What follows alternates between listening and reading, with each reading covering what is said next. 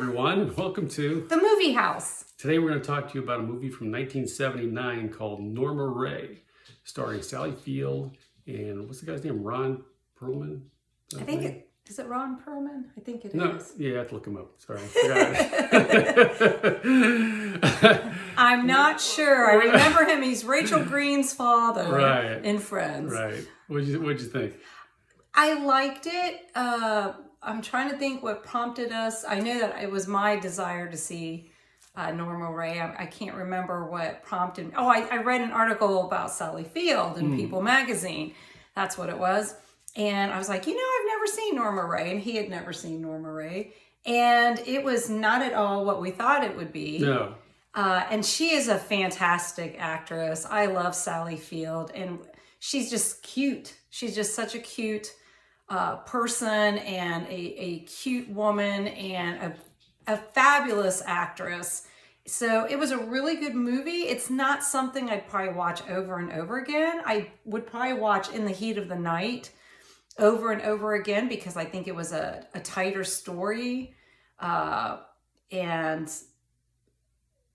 Norma Rae was good, and it's almost the same tension as In the Heat of the Night. It takes place in a town in the South. I think it's North Carolina. Is it North Carolina? Yeah. And it's about the same time. I think it's in the 70s. It may take place in the 70s. And so, but you still have a rift between the blacks and the whites.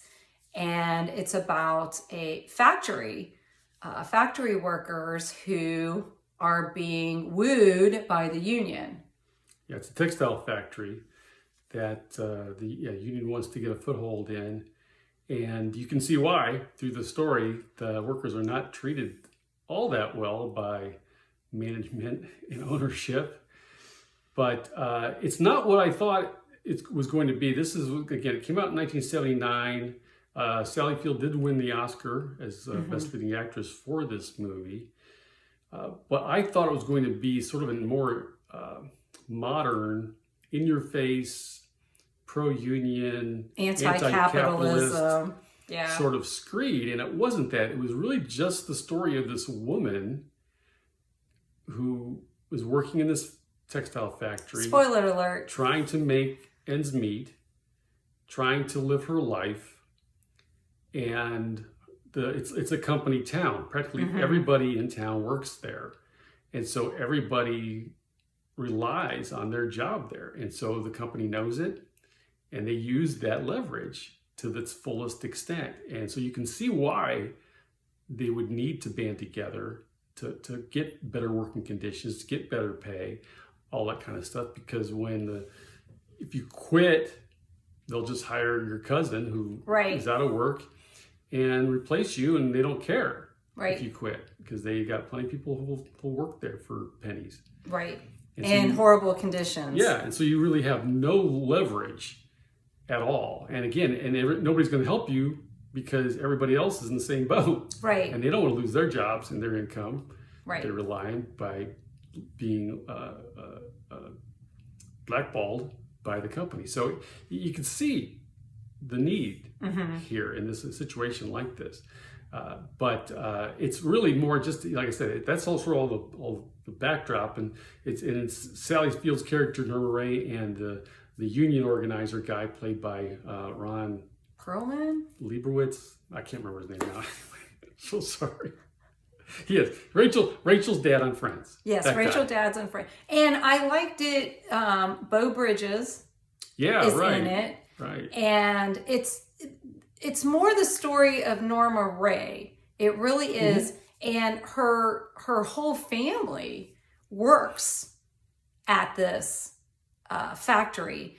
And she's the one, even before the union comes, she's a loud voice about better conditions. I mean, she's always wanting to do things to make it better for the employees there. And so even before the union comes, she's already trying to do that. Yeah, it's because that's her personality. That's just who she is. It's not like she cares about unionizing or not. She just wants to make the conditions better. She sees the unfairness. She sees how her parents are being slowly worn down by the work and by the conditions, and she's sick and tired of it. Right. And she's just got the kind of personality that she's not going to shut up. She's got a loud mouth, and she's going to use it and become a thorn in people's sides and all that sort of stuff, which she hears from the suits on occasion. And the union guy sees it too when he shows up on the scene, and he's like, "Oh, this girl's going to be quite a help to me if I can get her on my side," which he's not sure about because again, she's not looking for that. No. Specifically, but it's and he's a likable character. Yes. He's clearly a strong union guy, but he's again not in your face. He's an outsider. He's from New York. He's a Jew from New York. He's down in North Carolina, talking to all these good boys, good old boys about it, and they don't care for him because he's Jewish and got a New York accent.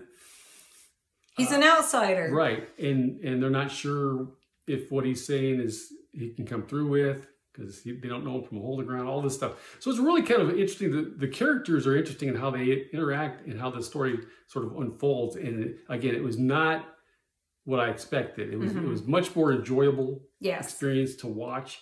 Because it is really, you care about these people, the way they're portrayed, and everybody does a really good job with their characters, and I enjoyed it. Yes, but for me, I don't think I'd watch it again. It's not something I'd want to watch. I think if it was, I don't know, it lacks something. There's something lacking to the movie. Like Aaron Brockovich, I can watch over and over and over again. Right. In the Heat of the Night, I could probably watch over and over again. Well, it's a little slow because it is the late 70s, so the pacing is a little slow compared to what we're now used to and what we kind of like. Right. So I think that might be part of it because it does. It sort of, it takes a while to unravel the story. Yeah, maybe that's it. Yeah. It's just the speed is just a little too slow. Yeah, like the scene where they're swimming in the water, skinny dipping and talking about the union. I mean, you could have cut that whole scene out. I didn't need that at all. Yeah. Or do it faster. Or do it faster. Swim faster. But overall, it was a good movie. Yeah. And a good story. I never need to watch it again. But if you haven't seen it and... good acting, good story. I think if the speed is the problem. Okay. Very good. Well, that's it for us. Thanks for joining us. We'll see you next time. Bye.